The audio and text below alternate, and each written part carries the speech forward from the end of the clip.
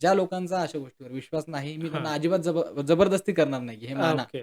पण काय आहे सर मला सांगायचं एवढंच आहे, तुम्ही या गोष्टीवर विश्वास ठेवा. हां, म्हणजे या ज्योतिषशास्त्रावर तुम्ही विश्वास ठेवा, अगर ठेवू नका. हां, ठीक आहे. ग्रहांना माना, अगर मानू नका. हां, माझं एकच सांगणं आहे सगळ्यांना, तुम्ही स्वतःची नीतिमत्ता, हां, स्वतःचं कर्म हे एवढं साफ ठेवा ना सर, हां, की माझ्या शेजारच्याचं चांगलं झालं ना, तर मला आनंद झाला पाहिजे. हां, हां, व्हाईस व्हर्सा एखाद्याचं वाईट झालंय, हां. तर इथं वेदना झाली पाहिजे काळजामध्ये, डोळ्यात करेक्ट. टचकन पाणी आलं पाहिजे.